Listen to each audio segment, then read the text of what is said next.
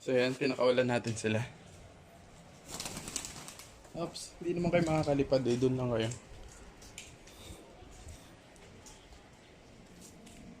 So ayan. Doon lang kayo, para maano lang nila. Alam mo yun, para dyan lang sila, mangamot lang sila, ganyan. Yan dapat. Para totally mamahay sila. Na hindi sila laging kinukulong. So ayan, dyan na muna sila. Hanggang yan, kain-kain. Ma-familiarize nila yung lugar. Pero kailangan natin bantayan yan. Hindi natin pwedeng pabayaan yan na na ganyan lang sila. Kasi may mga pusa dito na pumapasok. So ganyan hanggang mamaya. Tapos, yan, pasok natin sila. So yung mga kaji, yan yung gusto kong makita talaga. Yung yung parang hindi nila pinipilit na lumipad. Yan. Kasi the more na parang gusto nilang lumipad talaga na, alam mo yun, yan yung tendency talaga na na pupunta sila sa sa dati nilang pinanggalingan. So yan yung lagi nating ipa-practice, lagi lang silang ganyan. Pagkahapon. Yan. Okay, at saka madaming nag-comment doon na parang sabi na daw, yung kulungan hindi tama, hindi ganito, hindi ganyan. Okay, gusto ko kasi magsimula from the scratch kasi hindi naman ako, di ba sabi ko nga sa inyo, hindi naman ako familiar talaga sa pag-iibon na, alam mo yun, pang-racing sa akin is totally, yung alam mo yun, makapag-alaga lang ganun. Dahan-dahan, okay, dahan-dahan sa tulong nyo, okay, kasi yung mga tips nyo talaga nakakatulong talaga yun. About sa breeder, yan, may magbibigay sa akin, like I said, tapos si Kenneth din, may papahiram sa ating breeder na magandang klase, so doon tayo magsisimula, kasi plano ko din talaga mag-alaga. Hindi ako particular mag-aalaga at mag-aalaga ako, pang racing siya or pang pet lang, mag-aalaga ako as much as possible, as many as I can, na kung gaano kadami it's okay sa akin, kahit gaano kadami, kahit madami akong pakainin okay lang, kasi natutuwa naman talaga ako or nakakawala naman talaga ng stress yung panonood pa lang sa kanila. Ayan papanoorin mo pa lang sila na, alam mo yun, nagliligawan, mga ganong bagay, okay na sa akin yun. So yan, ang daming nagko-comment na nagbibigay, okay? Siguro hindi ko kayo mapupuntahan kasi yung iba malalayo nga, pero I appreciate pa din yun. Appreciate ko pa din. Salamat sa inyo. And may mga tropa tayo dito sa Cavite area na gusto magbigay soon. Okay, pupuntahan natin yan. And yan. And yung iba naman kasi na pinapamigay sa akin is huwag kayong mag-alala kasi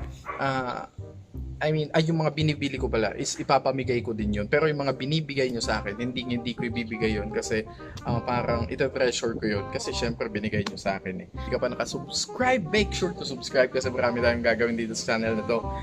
Almost every day we upload videos na. Okay, and yun lang. Have a great day. Peace out. Let's go! Nandito tayo sa isang pet shop dito.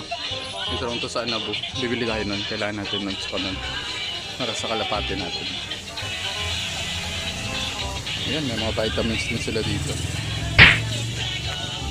So, bili tayo nun. Ayan, tapos pumunta kami dito sa isang sa unahan na pet shop. Mas malaki to. Ayan Ayan, may mga kalapati sila. Maganda din.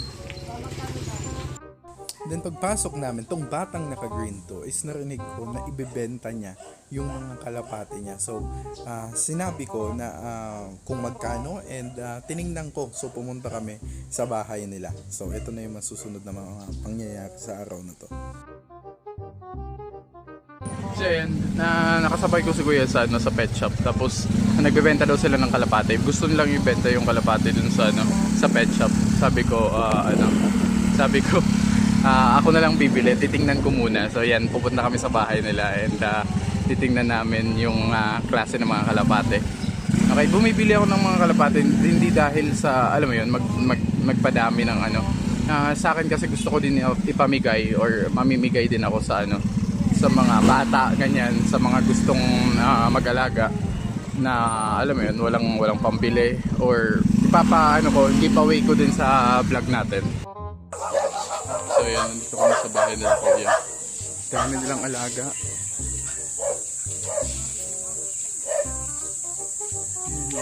Andun.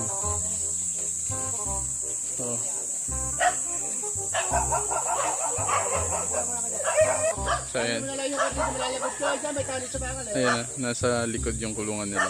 Actually, ang kwento to is ayaw na nilang magkalapate kasi nga may manukan doon. Laging inuubos yung patuka ng sa kapitbahay. Inaagaw. So, titingnan natin yung mga kalapate nila. So ayan, punta tayo doon. Daming mangga, mga laglag.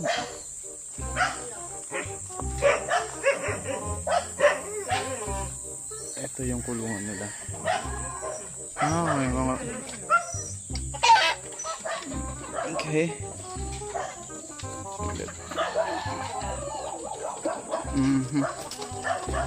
Oo nga, maganda din naman, no?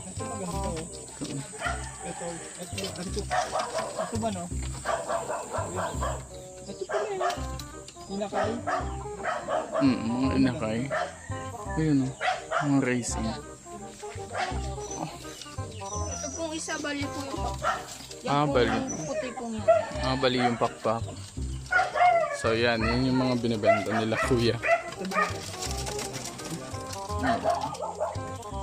Yung puting maliit po di po binibenta. Ito?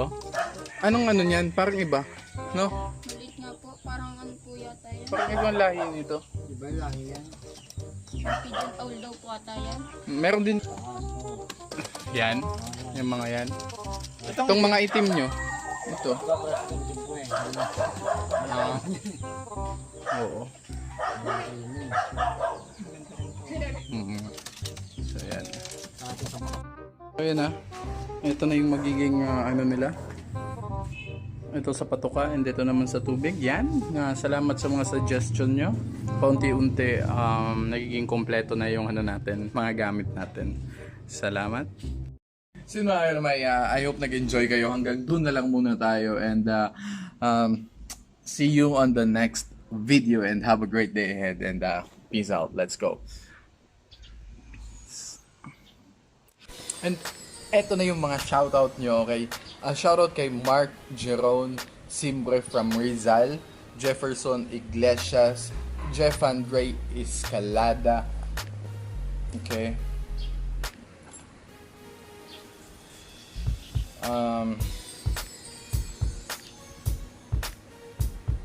Sabi ni Carlo Agoncillo, I know sasakyan ang kukunin niya para sa Happy Hunting Idol and pa-shoutout please. Okay?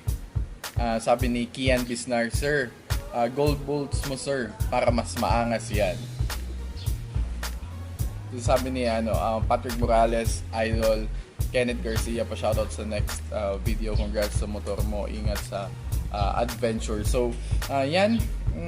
Sabi ni Master Save, shoutout boss. Okay? So, yan. Comment down below sa new video, sa bagong video. Dun ako nagbabasa ng mga comments nyo and pa-shoutouts nyo. And yun lang. Have a great day ahead and peace. Let's go! Ingat lagi.